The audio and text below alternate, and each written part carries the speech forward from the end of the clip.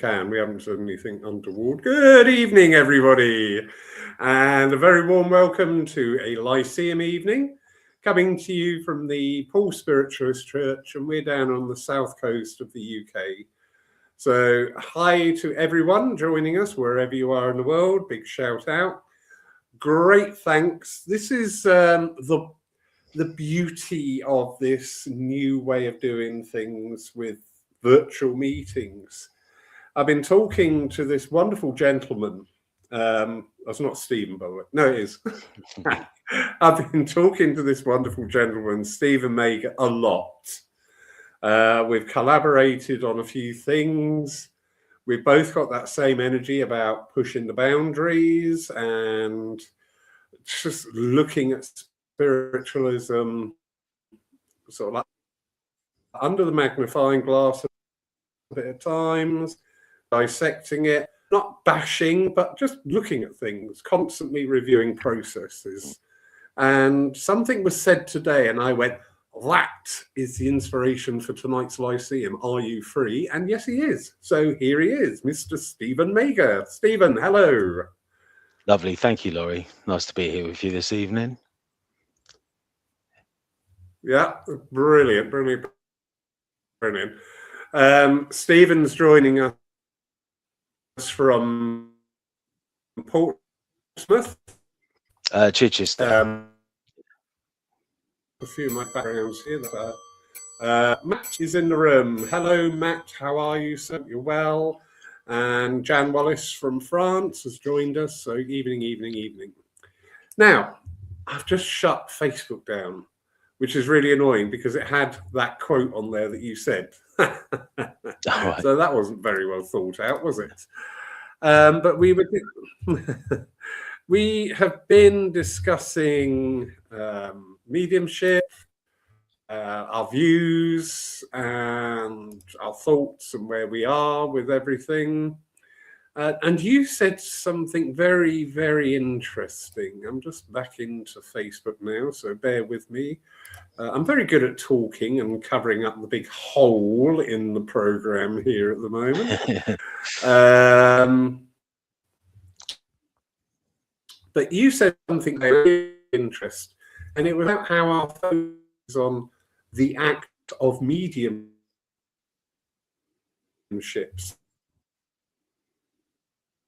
So how to be a better medium. We've all seen the courses for giving us more information ad nauseum. But you said something really, really interesting, and here we go. Oh, it's gone again. But you were talking about the actual art of mediumship and the interaction with the medium, the bigger picture, the style of communication. Would you like to expand on that a bit, please, Stephen? Well, I think especially once you've been working as a medium a little bit of time and you've been given a few messages and they've gone through you, and although you don't remember everything that you've said, you look back at what information has been given and what, you think our loved ones have got this opportunity to talk to us and they tell us what they tell us. There must be something in that. And it's, what's the meaning behind the message? Well, you've got to look at the bigger picture, what the spirit world are trying to tell us when they could tell us whatever it is they can. And they focus on these relationships we have with each other. And they don't give us all these answers because we're supposed to learn and find them for ourselves. And I think, what it led to was asking, we keep having mediumship, more mediumship, more mediumship. And it seems to be getting diluted. It's the one thing everyone's saying about the standards and about this and that. It seems to have got diluted. But I see it as a natural rhythm in life. Something comes in very potent and then it dissipates as it becomes more open to more people. I was thinking about the mobile phone earlier, and you had this giant brick as a battery, and you could make maybe 5 3-minute calls or 3 5-minute calls on it. You had to charge it up again, and you bought one, and that was it. You looked after it. It was made robustly, and it would last you years until the new generation of phone comes out. And now we've got these fairly disposable phones. They've become open to everybody, cheap and available. And we can see the same sort of mirror with mediumship. It's come in very potent. It was only a handful of people that could do it. And then slowly it spread out. And as it did, it changed and it morphed into something more available to more people until we find ourselves at a point where nearly everyone's able to jump onto a course somewhere and start developing their mediumship to whatever degree they're going to do it. And it's become a very fixed sort of movement, but it's changing now. And no one really knows what we're doing with it. But it raises some questions, you know, and I gave you my notes earlier, but there's a bunch of questions that it provokes. So, you know, there could be a number of reasons why mediumship might fade away. What would we do if that happened? What does spiritualism look like without mediumship? And my answer is there's plenty of it, but it's having that positive attitude instead of the negative one of going, oh, it seems to be slipping out of our hands. It will be gone if we're not careful. And that seems to be the prevailing attitude. But I see a different one, and it's one where we have to let go of mediumship if it does and not be so attached to it. We've had this window of opportunity, and you look at religions that have been around for thousands of years, and they focus on 33 years, 2,000 years ago, but it gives you food for thought for thousands of years. So this 180 odd year window of mediumship has changed, and it might have come to a fork in the road where now technology's kind of taken over the way we communicate. Mediumship's going to change as well, and it might become something that is so natural that we don't need demonstrations of mediumship anymore. That there won't be a platform medium because everyone will have another avenue into mediumship, and we can see that as a bad thing or a good thing, because you know, in the old days of spiritualism, you had circles. The circles would then congregate at a hall somewhere and share their mediumship openly to the public. So it started in the home, and then the church was a gathering place for people who were demonstrating mediumship elsewhere to come and worship and understand each other and share each other's stories and invite each other to each other's circles. And it became more of a sort of religion and movement in the sense that churches and centers were where people went to learn and to have circles and then take it into the home. So it kind of went the other way. So maybe the future of spiritualism is to bring it back into the home circle, and our churches can be places where we may not need to demonstrate mediumship. There's so much spiritualism left over that we can have food for thought for thousands of years. Do you know what I mean? Very much so, very much. And echoes a sentiment. I was invited onto a podcast not too long ago, and one of the other people on there just made a comment, and they said, well, it sounds like Lawrence doesn't like mediumship, and they got a little bit defensive over it. And it's not that I don't like mediumship, I don't like the emphasis put upon the mediumship and the medium, because I'm seeing what I term as a fair few fragile mediums whose mediumship defines them. It can be, we get so psyched up, you know, when we see a medium dem.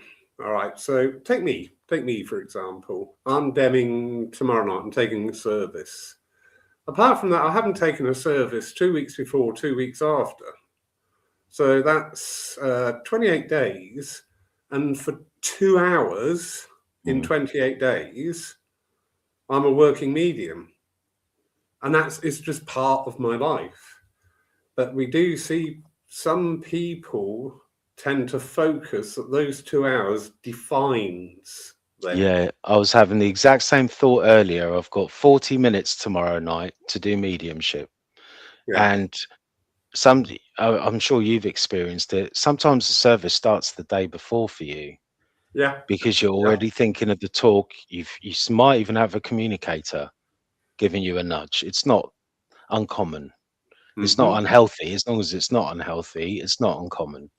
And so you kind of think what goes into that 40 minutes. It can begin weeks and months before, because it's one of those things where you can't really define what it is you're doing, and so you have to be open to it. And you can have all the training and everything and all the experience, but it's the rest of the time you're a medium, that rather than when you're giving mediumship. It's like, are you looking at everything from the mediumistic point of view through your life? And is it revealing anything in your life? And for me, it is, because it helps me in the work.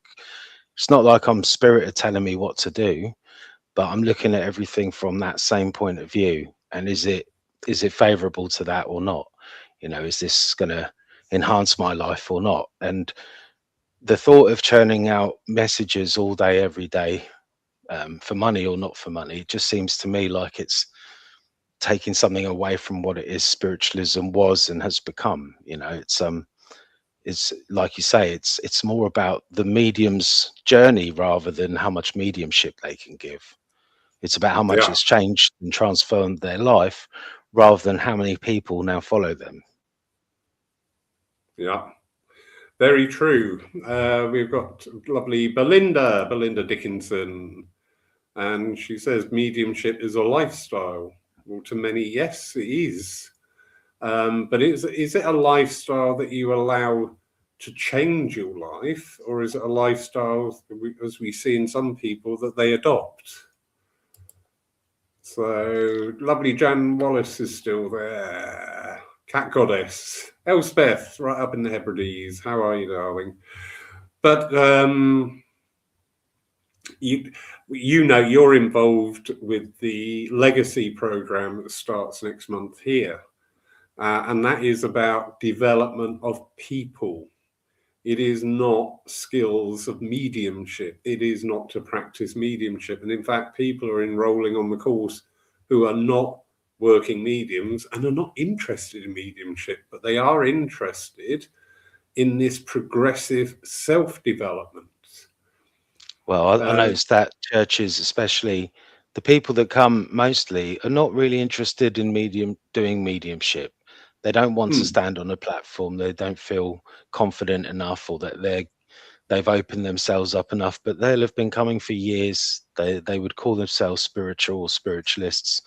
And I'd say, if you look at spiritualism, if you take all the mediums out, there's still plenty of people involved, and it's like they might come for the mediumship, but I think a lot of them are coming just because they're drawn there. A cold, rainy Sunday night when you'd rather be sat at home watching TV, and you turn up to a church thinking there's only going to be 4 or 5 people and you're going to have to give everyone an accurate message, and there's 40 or 50 people there. It's like that people are just drawn to it, and it's not because of you, it's just because that's what they wanted to do that evening. That's really interesting statement there. And again, this links in with my thinking about what I call the fragile mediums. They're not there to see you. Please, can we stop saying that? I had 40 people last night, and I'm like, did you really? If you'd set up a standalone event somewhere separate to where the regular congregation go, would you have still had 40? We don't know. It might have something to do with the 5 or 6 committee members that open the doors every weekend, making sure it's there. So that helps. Definitely. But that brings up a point about, I'd say, like theatres. We always hear about theatre mediums, and it's an interesting subject. But those mediums book those theatres and they sell the tickets. It's not spirit led; it's determined ambition mostly.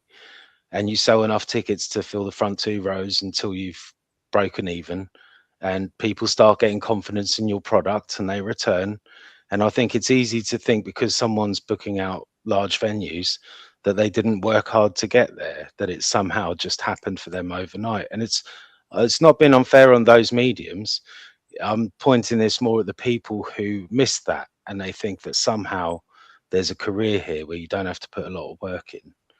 when really it's like it's a lifelong journey. And those people that do book out theatres, they're professional and they're doing it, but I think there's this sort of unspoken thing where people think spirit are just taking some people and propelling them into stardom, when really it's hard work, graft and ambition.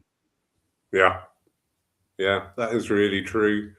We have a range of mediums that we're in touch with, and I know in my mind the ones that will do well on a demonstration night, the ones who do well on a service, the ones who do well on private sitting, because mediumship is tailored to the faculties and the capabilities of the medium. I know some mediums, if you put them up in a theatre and 200 people in front of them, they wouldn't have a good time. They would not have a good time. But then I know other people who would thrive on that. Yeah, and definitely. We take that step in then, because negotiating with theatres, booking theatres, making sure your PR is that this really is a full-time job. And there are some people out there who do it incredibly well. Yeah. And more power to their elbow. You know, they really are out there and they're working damned hard. It does not fall in your lap. No. So we have Melody Shipper here. And she's asking, may I ask, what do you mean exactly with a fragile medium? The term fragile is not a derogatory term. If people take it as derogatory, I'm afraid that is down to them. But the term fragile medium applies to those people who become so focused on their mediumship, and this instills then a natural defensiveness that when you try and talk and have an open conversation, anything that outside of their singular focus on how their mediumship works with them is taken as a challenge. The fragile mediums are the ones who will use things like, oh, it was a really bad night tonight because the energy was so awful in there, and, you know, it was lightning. They will find a variety of ways to shift responsibility away from themselves. You know, I've had it. I've stood up in front of a church full of people and I got nothing. And I had to sit down, and that was fine. I wasn't very comfortable with it. I was blaming the church when I was there in my head, but by the time I got home, it wasn't the church, it was my stubbornness. It was down to me and my sense of being at the time and the way that I am. And it was a very good learning experience for me. So it leans into growth. So, great question. How was the healing weekend last week? Because you and the mediums from Paul went up in quite a few people. It must have been a nice, receptive crowd. It was. I know some of them might have been quite nervous, but you had some very experienced mediums there as well. So it's, you know, that'd probably be a really good explanation of how mediumship is doing these days. Do you know what I mean? It's a nice little example. We had a very good weekend with them. Our healing mediums did phenomenally well. It was really good to be outside of the church environment, and that's not detrimental to the church environment, but whatever your business, because we have got a business element to all our works, you need to source new interest, new people coming into your business. You don't just advertise in your street, you go out into your town and further towns. This gave a wonderful opportunity for our healing mediums to work in a very different environment from the sanctity of the church. And it also gave our evidential mediums a wonderful opportunity. I mean, to stand and present yourself in front of 100 people, that's no mean feat. That is no mean feat. It's not in everybody's energy to stand in front of a large group of people and to carry it, not to go, you know. So yeah, a really good learning experience. And it helps the mediums themselves to grow. There was no ego there. We openly talked about each other's style. We openly picked up on different points of, oh, I really like the way you did that. I really like the way you did that. Oh, maybe with that, we could try something. You know, it's this growth experience. And Melody, just to come back in on your earlier question there, if you're dealing with a fragile medium, you wouldn't get that sort of interaction. They would A, want to be the star, B, there would be no discussion of the way they worked, because it would all be how wonderful. This is a very good indicator of a fragile medium when you hear the word I all the time. And when I hear the word I all the time, I just think, well, what's your spirit team think about that? What do the backroom boys think? Not getting any credit or being involved in this conversation. So I hope that helps you there, Melody. If you've got any more questions, please ask. Hello, well, thankfully, I can only think. Oh, sorry. I can only think of one example from my experience. Thankfully, it was and she sticks out like a sore thumb because there's so few like her, you know. But they do come along, and when they're successful, other people think that's how you do it, and they don't see the hard work that goes into the real deal, you know. And another question I would ask is if, you know, like with you have the rally at Poole and you do your best to get it out there, and it's attended fairly well, it's received well, but it could be so much better, you know, when you see what is going on out there and how many people will turn up to these outside gigs, but when it's in a church, it only attracts the real hardened spiritualists. And it's a shame, because if you look back when the Psychic News used to book the Albert Hall and advertise it, they'd fill it up, but probably just about breaking even. It wasn't about the money, it's about building an institution, building momentum so that it had legs going forward. And unfortunately, people stopped booking it out and we stopped getting the numbers. But I don't see why we can't use that thinking. Instead of expecting people always to come to the church, you've gone out as well and humbled yourself in front of a whole audience of people that might not know anything about mediumship, rather than that comfortable space at home in your home church where, you know, everyone knows how to receive it. It's doing it in an environment that's alien, that might not be hostile, but it's not completely as friendly as you used to. Yes. Yeah, that is very true. Just quick hello here, very special hello. Lovely Leslie, I'm so sorry to hear you're still there, darling. Thoughts out, you are in our healing group here and the healing book.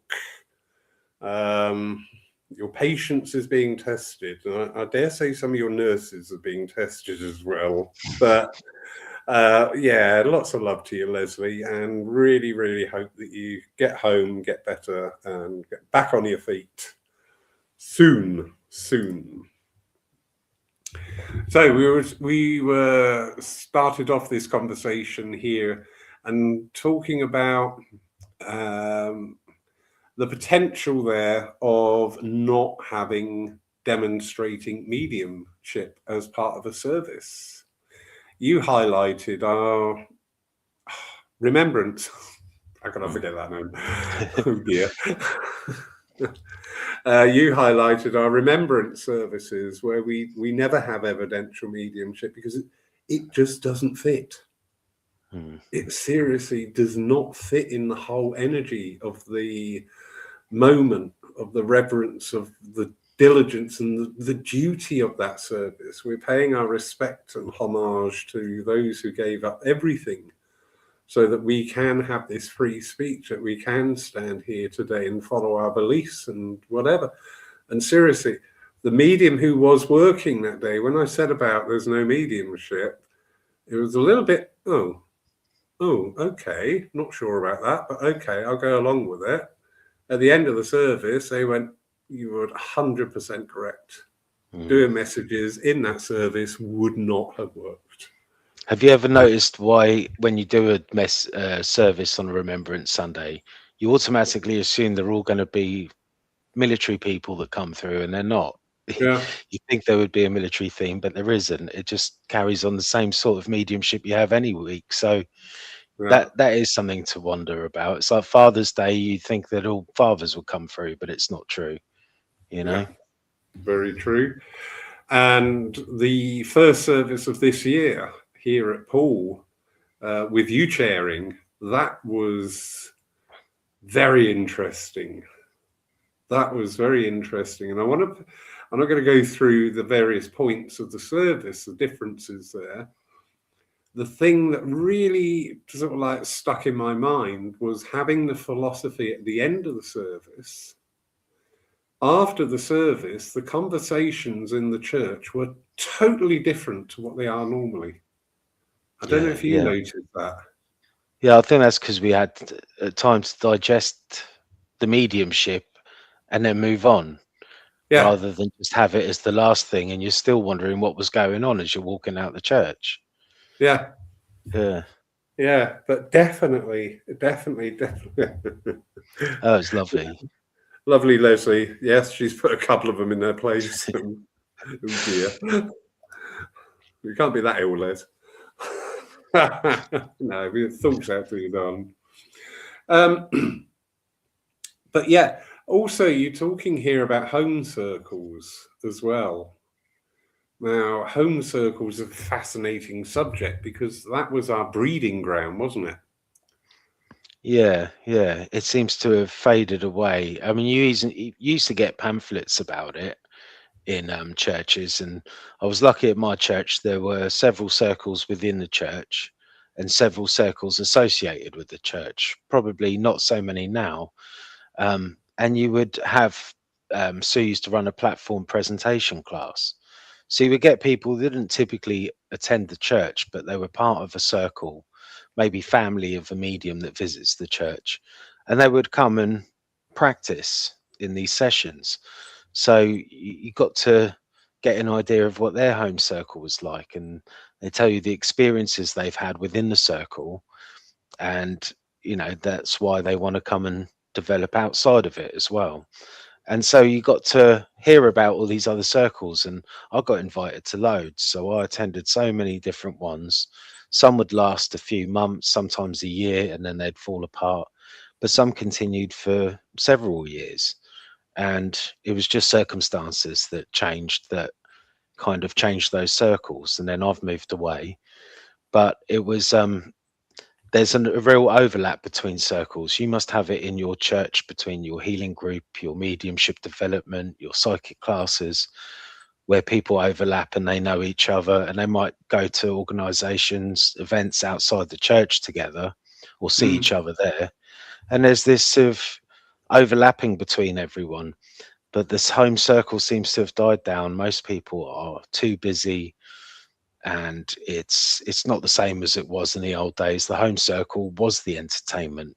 There wasn't a telly or an iPad or anything. It was sit around at the dinner table, put the dishes away, light a candle, and we're all going to sit around and commune with the ancestors once a week. And that's kind of died away. And some of the home circles I've had have just been very intimate, just a handful of people, and they last for as long as they last.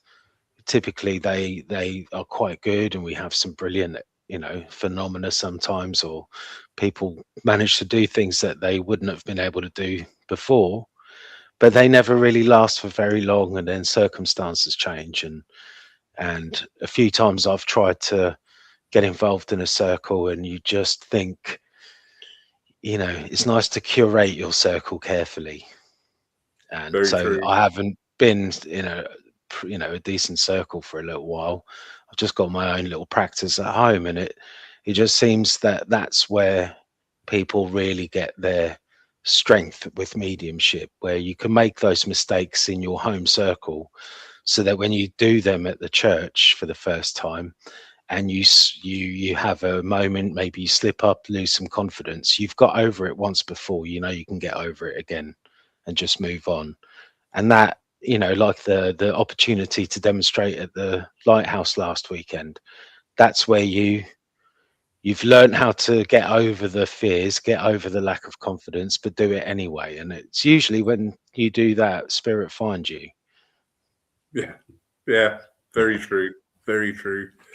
I was very fortunate under my background in the good old days was mainly home circles. And I mean, in those days, home circles were very prolific and very different environment and very different standard as well. And I see a big difference now running a church and where we've had open circles. People coming into open circles in a church environment often, not all the time, but often come in with great expectations either of their own performance or what to expect or how it should be run. And seriously, I've had some very interesting times with people on open circles. Oh, The tell other me. issue, God, yeah. Yeah, well, it's been asked to run an open circle, and then everyone tells you, "Oh, but this is how we'd like to do it," and you don't want to say it, but you are the only person in that circle that's booked in as a medium somewhere, and they want to argue with you, and they don't realise that you sat for 10 years with some really, really old school spiritualists. You kind of know what you're talking about, but they just want it their way, and it makes it so difficult to commit to these things because that can totally ruin the energy, and there's no way you can get over that without having to ask them to leave. And sometimes it's best you just leave because they're going to dig in and they're going to stay there. Yeah. And, anybody listening, believe, because I'm exactly the same as Stephen here, this is not arrogance speaking. The circle environment is a living, nurturing organism. And things can evolve. Different things will evolve because when we are working with spirit, not expecting spirit to work for us, evolution will take place. We do get it. People say, "Oh, well, I like this idea." That's fine. Well, set up your own circle then. There is always that option. And that gate is, please, this is not arrogance. Trust me, when you've got a home circle, the minute you start getting any discord or dissent coming in, it's shattering to the environment. It really is. And it has to be dealt with because it can't be left there to fester. And taking that thought and that movement forward, it's exactly the same in our churches. When we've got discord going on and dissent, and usually stemming from the committee, the pros and cons of committees in churches, that energy is in the church. More often than not, you can feel it. I don't know if you've experienced this, Stephen, but you walk in a church and you go, oh, yeah. But that's why there's so much harmony in your church, and it's palpable. But it's as good as the energy you've got in a church with that collective energy, the experiences you can have in an intimate circle with friends who sit on a regular basis. I mean, even it doesn't have to wait. People say, "Oh, you've got to sit for 10, 20 years before you get phenomena." Quite often they'll give it to you early on to give you the taste of it to go on further. And you can have some powerful experiences in a home circle when you're not recording it, and it's just your raw experience for you to remember, for your memories, not for any other reason, just to open your eyes to this majestic spirit world that we're a part of. And in a seance environment, in a closed home circle, you can have those powerful experiences that they wrote about 180 years ago, but you're not going to get them on a platform in a church. That's not the place for it. A platform in a church is wonderful. It serves something to the community that needs to be there. And, well, like you're saying earlier, what are we without mediumship? And I don't want to see it go away. I would like to fight for it. But if it is waning away and it's a natural rhythm, then we have to be able to let it go. It's the same way as if I'm told tomorrow I can't demonstrate mediumship publicly. That's fine. I've got no skin in the game. I don't earn my money that way. If the internet gets turned off tomorrow, my job's safe. I can still go rip insulation out of houses, and if I do my job properly, they'll come and knock on my door and find me. Do you know, the old analog way of doing things hasn't gone anywhere. I've got all my work lately walking into the estate agents and talking to them. Interesting thoughts, just throwing up there. Because when we're talking about the experiences within home circles, I think it needs to be said and emphasised that we are not talking about the quality or accuracy of an evidential communication as the only yardstick. Because a home circle, there is a plethora of experience. The very common but quite subtle ones is temperature change. We've got a small circle. We meet every fortnight, and we sat there, and the minute we sat, it was like we suddenly plunged into this fridge. It was there. Again, this word, palpable. It was there. It was the presence of spirit, and we understand that. We weren't very keen on it. We were saying they could have given us warning. We could have brought blankets or something, But it's all these other effects. You should go into a home circle or any circle without expectations, but we do. We go in there because we want to learn to be a better medium, or we want somebody to give us that message that we're desperate for. That's like picking up an artist's palette and only taking one color out of it. You've got the whole range of colors there and the blending of the colors to create more color. But if we go in there in this very insular mind of, I just want to get a link and a communication, you're stymieing yourself, you're stymieing the spirit world, and you're stymieing the circle overall. Because whereas a lot of people in this, are you familiar with the term batteries in circles? Oh, yeah. I've been a battery at many. Yeah. Tend to start nodding off as well. Yes. In circle, you have certain people who are batteries. They're there simply to provide the power, but that is a crucial part of the overall machine. Every cog, every piece of that machinery does a vital function which creates that circle. So people who are batteries, they sit there and they're just giving off energy. That's not the intention they come in with normally, but they're quite happy because they know they are an integral part of all those proceedings. I find those people tend to make good healers and go on to be good trance mediums.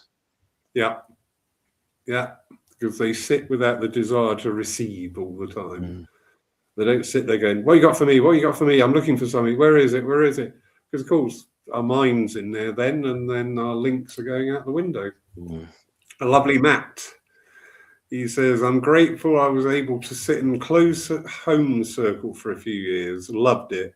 The support of the group, the learning, great teacher, and incredible experience. Felt like a reset each week too. And Matt is an absolutely beautiful, and you won't mind me saying this, but if he does, too late because I'm going to say it, beautiful healer. Absolutely. And it just shines from that. It just shines from that. I found it very interesting and very pleasing, actually. I've had two people from the mediumship development groups, because in the mediumship development groups, one of the weeks is about healing.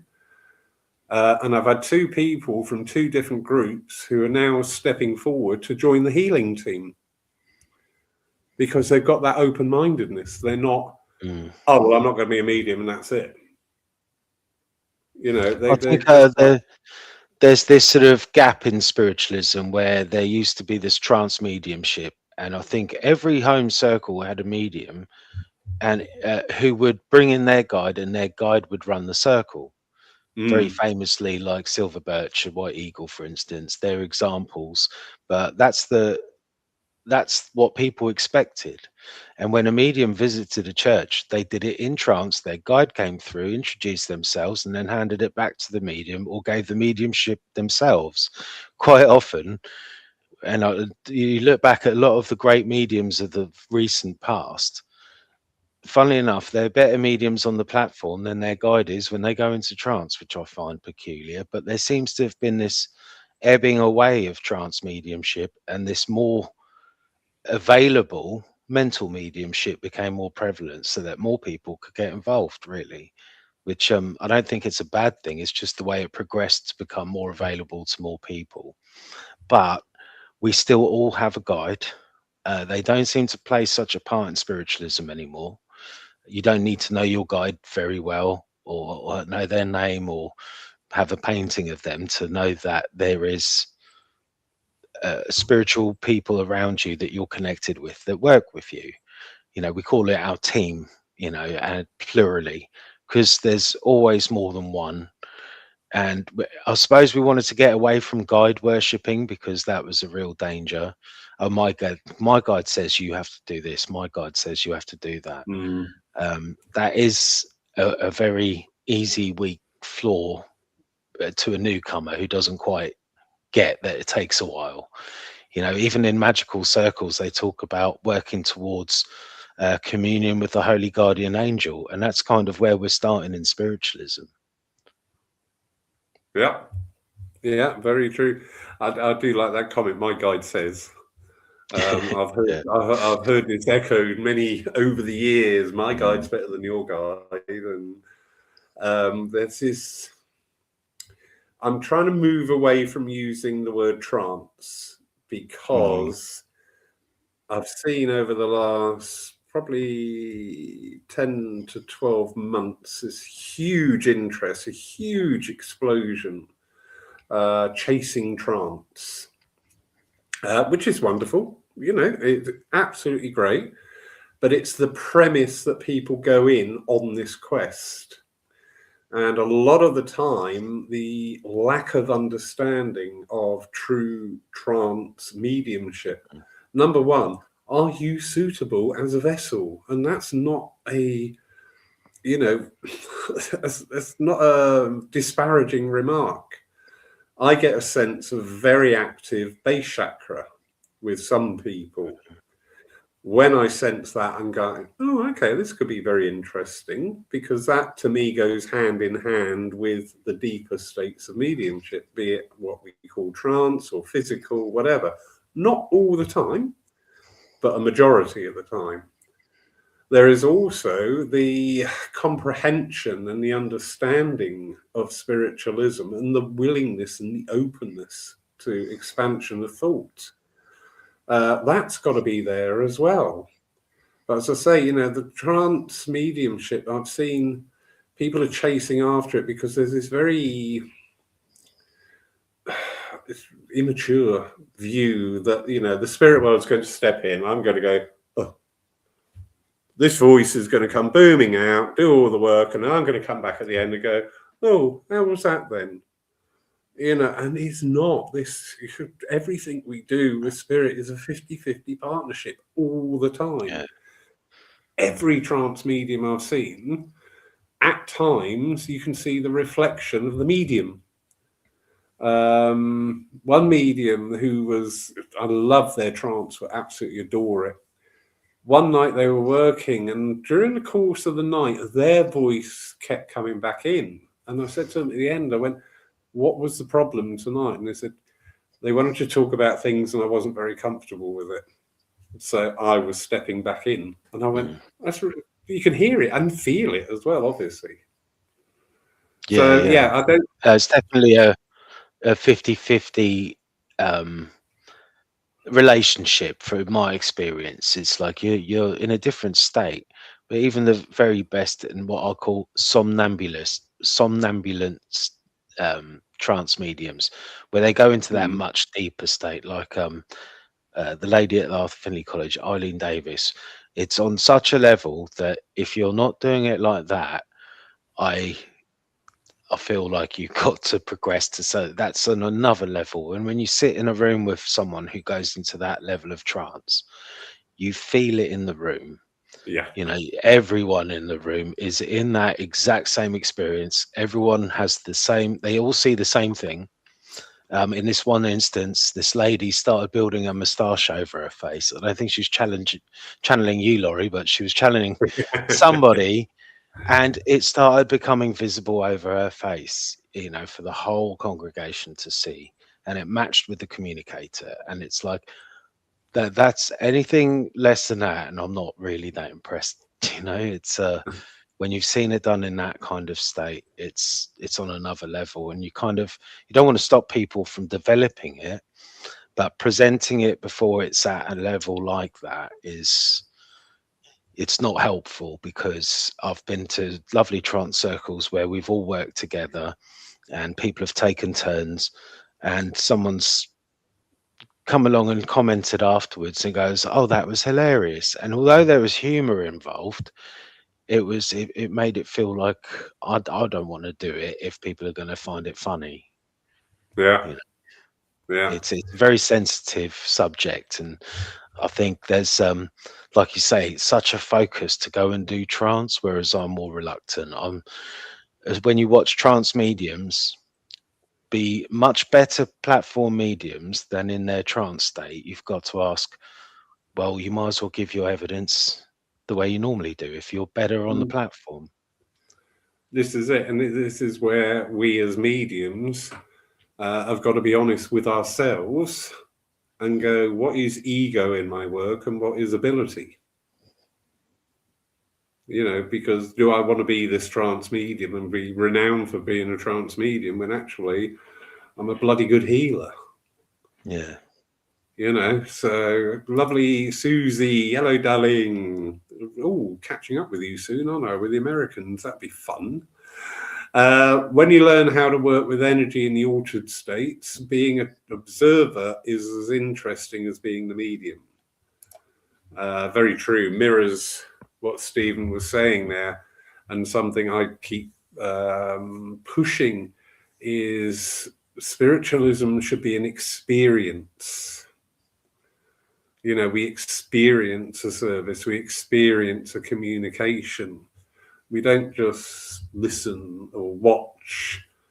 We are there in that energy. I've sat in, you're saying about the lady with the moustache. I had the great privilege of sitting with somebody in Wales in a private den. And halfway through, I'm looking, going, where did that bloody moustache come from? It was so vivid. You know, remember the ones that you get in a cracker? Yeah. It was that vivid. And I'm looking, going, well, she hadn't had a chance to put that up. She's not moved around, because she can't move around. So I'm like, where's that come from? The woman next to me was nudging me. She went, where's the moustache come from? And I'm like, that's great, isn't it? That's awesome. Thing is, it's I don't want to sort of cringe at the idea of it being a spectacle. And you know, in the old days of spiritualism, it happened to be at the same time as a lot of stage illusion, and we've just got this headache left over with this, you know, artificial mediumship. Now we've got an artificial world where you can't trust anything you see online. AI's got so good that it's hilarious. I watch these things all day long, but you could just about tell that they're not real, only just. But It's in the something, next isn't year, it? that's gone. In a year from now, that'll be gone, and we won't know the difference. Yeah. And one of my favorite bugbears is, I always say, everything that spirit do with us has a purpose. And that purpose is not to inflate our ego or to make us look good. It serves a purpose. We bring that word of service in. It serves a purpose. And people say, well, why don't we see the physical mediumship that we used to see? I would love to engage with, and I've got to say this, an honest physical medium for a private seance, not a public farrago, a private seance, just for the joy of being in that spirit power. When you see the public seances going on, there's an awful lot of pressure on everybody there to produce results. Yeah. Which can lead to different things happening. Well, I think, if we go back to what was the Noah's Ark Society that was trying to revive physical mediumship. But today, honestly, it seems to have died a death. It might be happening in closed circles and homes somewhere, but I think we got to let go of it. What are we holding on to? The spectacle, and the same with trance. What are we holding on to? That one moment that I had that was so obvious and so tangible, and it's now just a memory. Now I have experiences every day that I am diminishing by focusing on these things. I'm having a spiritual experience every moment of my day, and anything that distracts from that is just a distraction. And that's really what I think spiritualism is trying to tell you. Yeah, very true. And again, just very briefly, popping back there to physical mediumship. I'm really sorry. What is the difference between sitting there and the medium producing ectoplasm and a hand or something like that to a well-versed mental medium? Yeah, mental mediumship medium, not mental medium. And bringing forward that evidence of somebody that you think has gone forever, but you find out that they're there. There isn't a difference. There isn't a difference, but we append so much value to the phenomena. Well, let's take this scenario that mediumship, for whatever reason, does disappear. We've got so much that we have got. We've got the churches, we've got the infrastructure, we've got the history, the philosophy, the healing, we've got the development circles, and they can develop anything associated with spiritualism. If we don't get to do platform mediumship, we've still got so much there. We've got an enormous amount to focus on. So it can't be seen as I don't know. I think sometimes the less attached you are to something, the more freely it flows as well. Very true. That's something. And I think we're quite anxious in spiritualism, very uptight about it.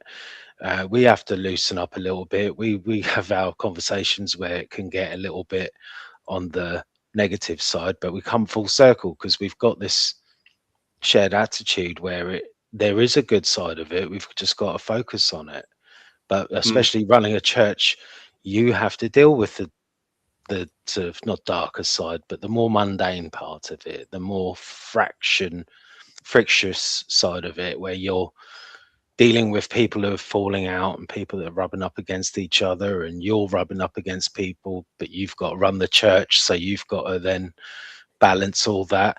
And it takes good old-fashioned fortitude and manners, doesn't it? Yeah, it's true. It's all about, I think the whole world, our whole existence can come down to just a handful of spiritual laws. And one of the biggest ones is balance. Yeah. Because when we look at anything and apply the spiritual law of balance, we can see where the discord springs from. We can see where the opposing forces are unequal, and our emotional states as well. When we really dig down into our emotional reactions to anything, it's only a handful of responses, really. It's simple, but we overlook it and we conflate it into this, but it's a new portal coming in and it's 7-7. Please, I'm not going to go down that line. You know my thoughts on that. And bringing in... that just points... There's the potential for harm. Where we've had a movement which was very focused on ethics and producing good quality mediums. The SNU developed a ministry that's recognized by the Home Office. So it's, that's got nothing to do with mediumship. That's all to do with pastoral care for the community. And, you know, that's something worth focusing on, rather than just churning out, you know, more and more mediumship. There is this other focus, and I'd like to see, you know, where that's going to go, and if they're asking these same questions, and if they're prepared to, you know, offer an alternative route for spiritualism than just more mediums. Once we've got everyone's a medium, what then? Yeah. Once we've made everyone a medium and everyone's got a certificate, what then? You know, there won't be any more demonstrations because everyone's a medium now. So what are we going to do? Retire gracefully. Yeah. Lovely Mandy G, and just saying there, thank you so much for this raw, inspiring and genuine talk. Thank you, Mandy, for that observation. Lovely Susie. Eileen Davis is a magnificent trance medium. I was lucky enough to do a week with her last year, and that was one of the best experiences I've had to date. Wonderful to hear. What have you brought forward from that, Susie?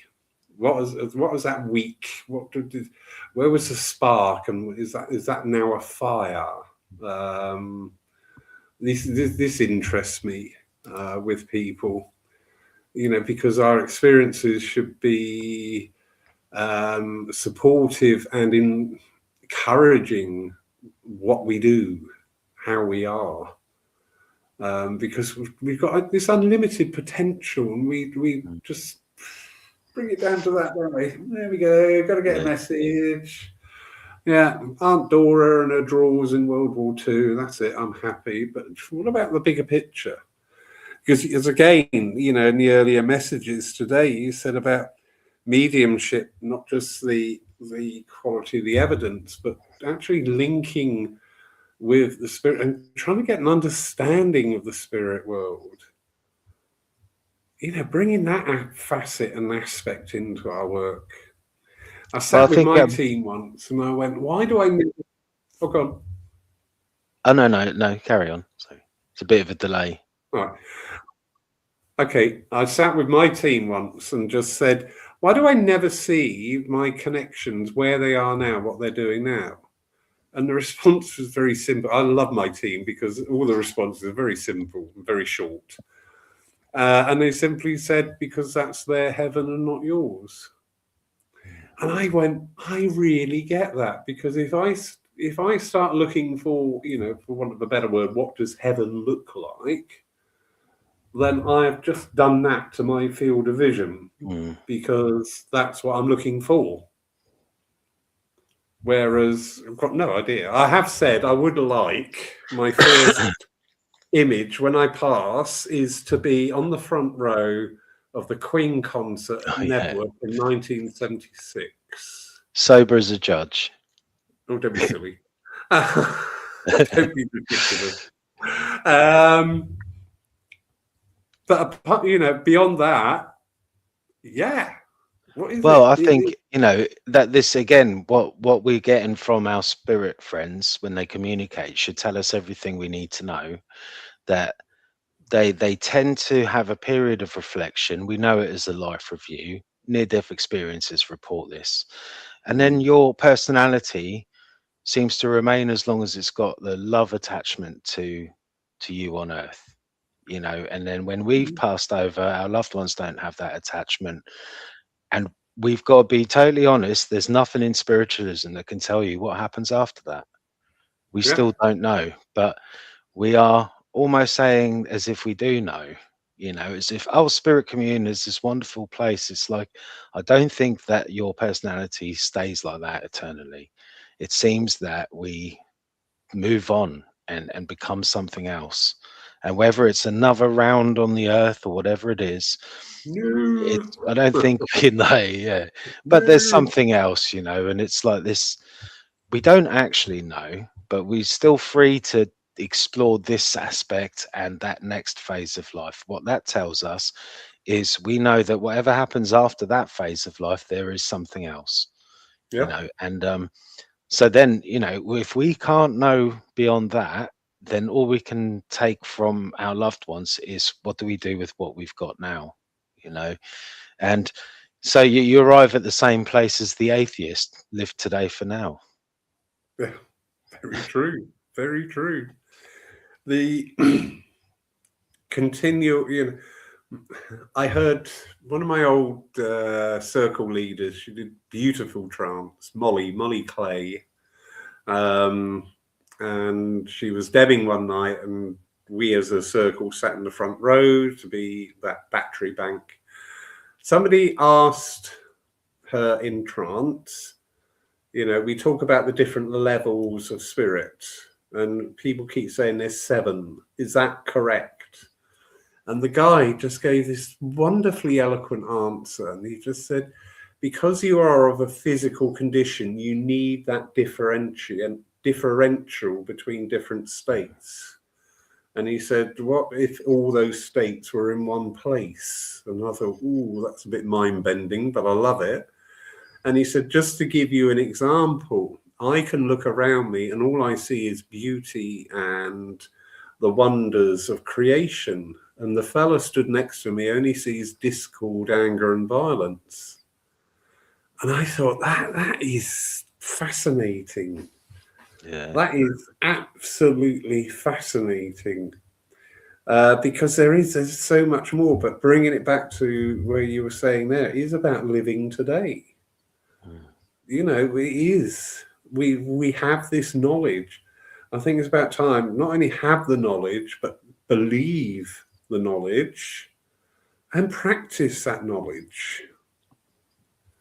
The more that comes into our lives, the way to change the world is to change your world. And it's knock on. If one person does it, then 2 people, then 4, then 8, then 16, then 32. That's how we change worlds. Yeah. Fascinating.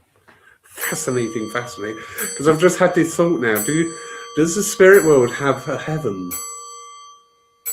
Well, it's got to be an endless cycle of some sort, It's but what I like from what you were saying is like those places, we're looking at them as if they're in a linear place outside of ourselves, and they're not. That the entirety of it all is in you. We've been told that 1,000 times, and still it hasn't always sunk in.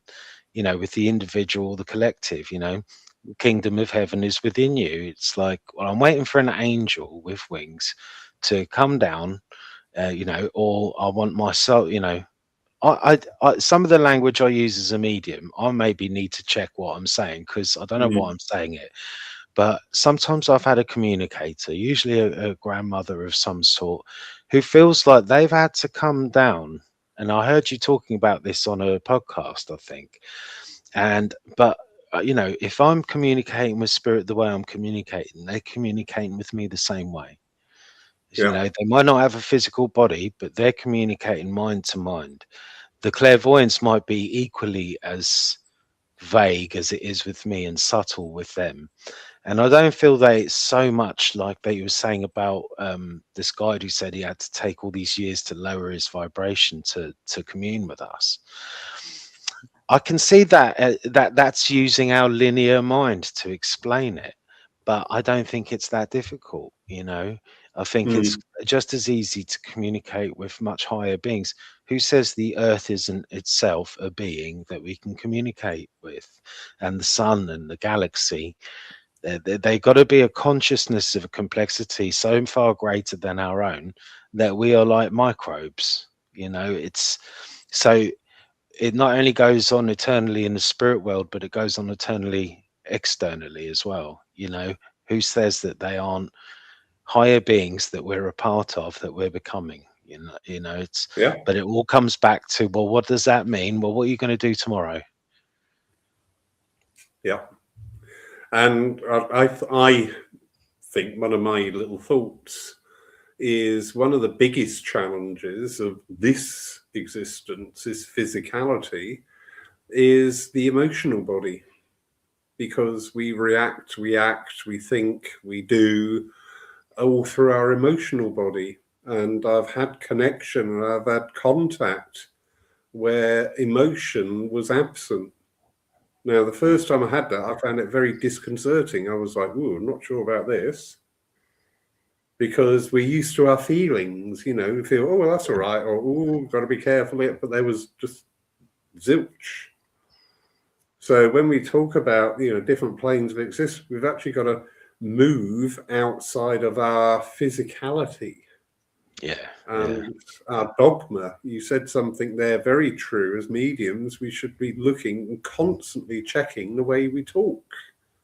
Not to the point of making ourselves silent, because everything we do will contradict what we thought, but the language we use. I think what you're referring to there about them coming down, and I hear this with developing me. Oh, I'm waiting for Spirit to bring me something. I'm waiting for Spirit to come. I'm waiting. It's this separation that I want to try and ease people out of, because we're never separate. Well, I think I was using the language partly because the person receiving needed it that way, because it needed to be dramatic and illustrative. Yeah. So I understood that, but maybe I could have done it better if I thought of it different. But then, who am I to interrupt what the spirit world is saying through me? I'm just glad I'm being that conduit. But at the same time, it's like you say, we've got to ask really basic questions. If you can't ask a basic question, something's not right. And always bring it down to who did what, where, when, and how. If you want to know why, look back at one of the other questions. The what or the who usually tells you why. And who's communicating with us? What's their relationship? How did they live? Where did they live? When did they live? These are the questions we're asking, because they're the only questions you can answer. And if something's obscure and you can't answer one of those questions, something's not right, And I think that's what mediumship is about, what we call evidence. We're asking those 5 questions. And when we ask those 5 questions of spirit, we can ask them of ourselves individually, but also I use those 5 questions to apply to spiritualism. Like, what is it? Who is it? Where's it going? When are we in that story? Are we at the middle of the story? Are we near the end of the story? Are we still at the beginning? It's questions that I don't hear being asked that I think about. Yeah. Brilliant. Lovely. Susie, carry on sitting for the altered states, whether as a medium or as an observer, as linking in, and the mirroring effect was amazing. For me, sitting with spirit in this way is as much personal as public. The closest connection you will feel with the spirit world, and it's a lifelong commitment. Very true, Susie. Leslie, I think the ward sister has come round and put Leslie to bed now, so good night, darling. Absolutely fascinating talk tonight, Stephen. And again, just barely scratched the surface on any one topic. But that's the amazing thing, isn't it, with spiritualism? Yeah. It spans up to investigation. And I think we need to remember that and embrace that, but also understand what investigation is. Not destructive, not ego-driven, just having open and honest conversations, and maybe not reaching an accord. And do you know what? That's fine. Yeah, I've heard several trance demonstrations counterindicative of the other ones. yeah, And that's fine, because I'm hearing that person's point of view. And then you go to another one, you hear another person's point of view. And the fact that there is a difference leads me on to the thought that, the spirit world is just as many questions as we've got down here, and that's great. Yeah. Well, that's what I was saying earlier, the people that they stick out like a sore thumb because there's so many good, genuine people involved, and I've been lucky to be surrounded by good examples. That a poor one is quite obvious. And, I don't own spiritualism. I don't own the future. It's going to do what it's going to do. And I'll just need to observe it and enjoy it, and not try and be one of those, end up someone who's stuck in their ways, not wanting it to be done any other way but the way I do it. Yeah. Yes, we do get that. No, you don't do it that way. Oh dear, here we go. Anyway. Stephen, thank you so much. Oh, thank you, Laurie. Thank you so much. And everyone who's watching. Pleasure. I know I've kept you from the gym. I did say gym, not gin. Yeah. But thank you for giving your time tonight. Much appreciated. Oh, my pleasure. I would have been listening anyway. Oh, right. Brilliant. Yeah. Absolutely. Yeah. And really just enjoyed. Just little side note here. Stephen is part of our legacy team this year at Paul Church. It's a 6-month course, and it is about developing you. It is not to demonstrate your mediumship. There's people on this course who are not mediums. They're not interested in mediumship. Hurrah! It is about personal development. Stephen is taking the first 2 parts of the 6-part course, followed by David Powell and then Lindsay Percival. So details are on the website and also on our Facebook page. Just remember, you can watch our services live, and tomorrow we have Mark Stone with us, and that's at 11 a.m. GMT. Updates for everything is available on the website, and next week we have Kerry McLeod and lovely husband Phil with us.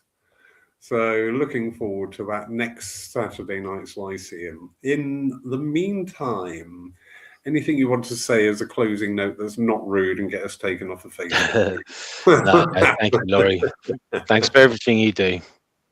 Pleasure. No, and thank you. I can only do it because I know such wonderful people like yourself, Stephen. And I really mean that. I just open doors, which is great. I'm a doorman. At last. Brilliant. So, everybody, thank you so much. Look forward to catching up with you. Phil Dykes and Kerry McLeod next week at 7 p.m. GMT. In the meantime, have a wonderful night, everybody, wherever you are, and see you again soon. Good night.